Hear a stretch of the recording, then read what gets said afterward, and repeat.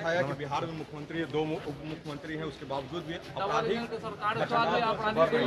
और लिस्ट जारी की है कितने अपराधी घटनाएं। नहीं, एकदम उस पर कार्रवाई शुरू हो गया है।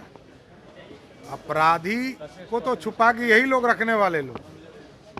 भारतीय जनता पार्टी अपराध विरोधी है, अपराधी बख्शे नहीं जाएंगे। एकदम जिन लोगों ने भी अपराध किए हैं किसी भी हालत में बख्शे नहीं जाएंगे। सिंगापुर गई है, अब उनका पारिवारिक इशू है, उस पर क्या परिवारवाद की सूची जारी की है बीजेपी के केंद्रीय मंत्री। नहीं, भारतीय जनता पार्टी में जो काम करते हैं उनको ही आगे जगह मिलती है। वो किसी के पुत्र हैं इसलिए नहीं, डायनेस्टी पॉलिटिक्स के खिलाफ भारतीय जनता पार्टी। सर, राहुल गांधी का स्टेटमेंट है कि अगर वाराणसी से वो लड़ते तो वो जीत। देखिए, ये वही लोग हैं जो जंगल राज को गुंडा राज में तब्दील कर दिए थे। अरे हमने तो जंगल राज को उखाड़ कर फेंक दिया था। जो जंगली प्रवृत्ति के मानसिकता रखता था, जो अपराधी बिहार के अंदर शराफत की आंसू को बहाता था, हमने उसको खत्म किया था। लेकिन बीच बीच में चोर दरवाजा से ये जंगल राज वाले लोग घुस करके सत्ता में और अपने जंगली मानसिकता के लोगों को पोषित किया, माफियाओं को पोषित किया। और जब बीमारी शरीर में फैलती है तो उस बीमारी के इलाज में समय लगता है। ये जंगल राज और गुंडा राज लाने वाले लोगों का मानसिकता और साम्राज्य को ये एनडीए की सरकार समाप्त करेगी।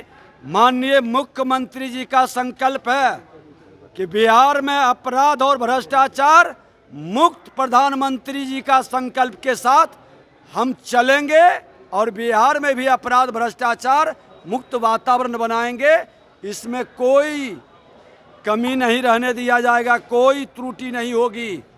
अपराधी और माफिया सब पर अंकुश शुरू हो चुका है। सर, एक सवाल, आज मीटिंग आज भी हुई है, कल मीटिंग, आज विधायकों की भी बैठक होने जा रही है। समीक्षा में क्या कुछ फाइंड आउट हो पाए कि मंत्रा और केकई कौन है पार्टी के अंदर, या जिस कारण से जो रिजल्ट का अनुमान था वो कम आया? देखिए, एक विषय तो जरूर उभर के आया है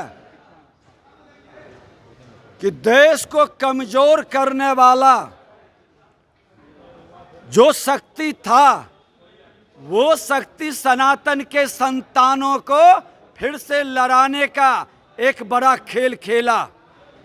और ये देश को कमजोर करने वाला देश के गद्दारों के साथ मिल करके जिन लोगों ने चुनाव लड़ा है और उसके एजेंडा को संविधान पर खतरा बताया है, आरक्षण खत्म हो जाएगा, ये भ्रम फैलाया है, ये लोगों को चिन्हित किया जा रहा है।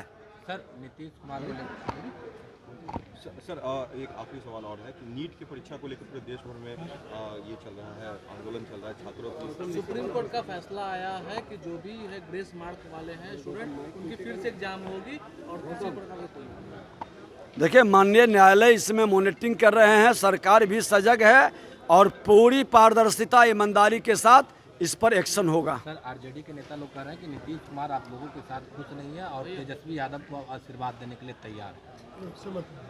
देखिए, राजद के लोग जनता का जनादेश प्राप्त करने में सक्षम नहीं है।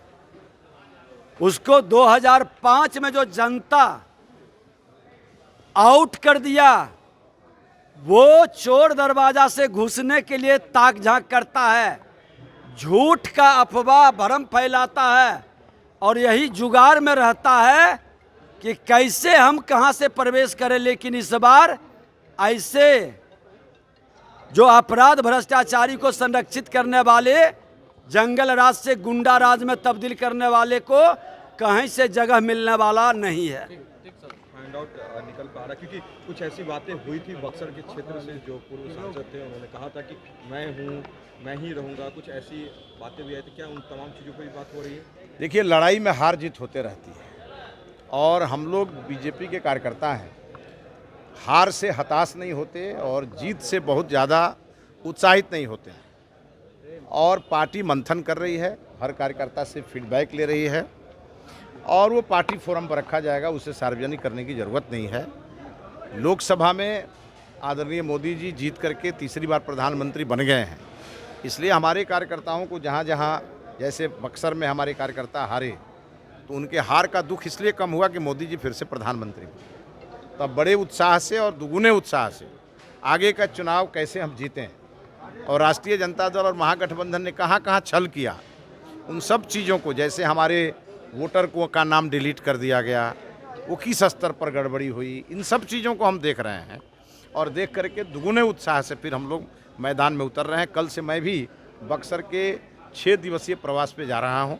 हर विधानसभा में कार्यकर्ताओं के साथ बैठूंगा, मिलूंगा और इस बात का आकलन जरूर करूंगा कि जो हम किसी भी कीमत पर हारने वाली हमारी सीट नहीं थी, वो हार कैसे। मिथिलेश सर, लेकिन अगर ये भीतर बात घात और छल की बात लगता है कि अंदर भी हुई है, पार्टी के अंदर भी देखिए, जो भी हुई है वो आपको कुछ दिनों में सामने आएगी। फिलहाल उसको आकलन किया जा रहा है, पूरी तरह उसको गंभीरता से समझ करके और पार्टी फोरम पर पहले रखा जाएगा। क्योंकि हम एक पार्टी के जिम्मेवार कार्यकर्ता हैं, हम मीडिया ट्रायल नहीं कर सकते, हम पार्टी फोरम पर रख करके और पार्टी से उन सभी गलतियों को सुधार करने का आग्रह करें। मिथिलेश जी, विजय सिन्हा ने माना कि मंथरा और केकई के कारण ही जो है ये परिणाम जो है वो सही नहीं है। तो देखिए, मानते हैं कि कुछ है? केकई के माथे पर मंथरा बैठी ना होती तो राम का वनवास नहीं हुआ रहता, लेकिन राम का वनवास हुआ रावण के वध के लिए। तो मैं भी ये मानता हूँ कि यदि बक्सर में भी अगर 5 साल का वनवास हुआ है तो किसी न किसी रावण का वध होगा। पनोरमा ग्रुप, जो सोचता है वो करता है, आपके अपने सपनों का आशियाना। ये लो, मुंह मीठा करो। आज मैंने अपना जॉब छोड़ दिया, अब हम पूर्णिया वापस जाएंगे। जॉब छोड़ दिया है? मतलब ये घर कैसे चलेगा? हम करेंगे क्या? और माँ बाबूजी क्या बोलेंगे? इसलिए मैं एक और मिठाई का डब्बा लाया। अपने बिजनेस के लिए लोन अप्रूव हो गया। अरे लोन अप्रूव हो गया वो तो ठीक है, लेकिन पूर्णिया में हम रहेंगे कहाँ? अपना घर भी तो नहीं है वहाँ। इसलिए तो एक और मिठाई का डब्बा अलग से लाया हूँ। हमने पूर्णिया में घर ले लिया है, पूर्णिया के ई होम्स पैनोरमा में।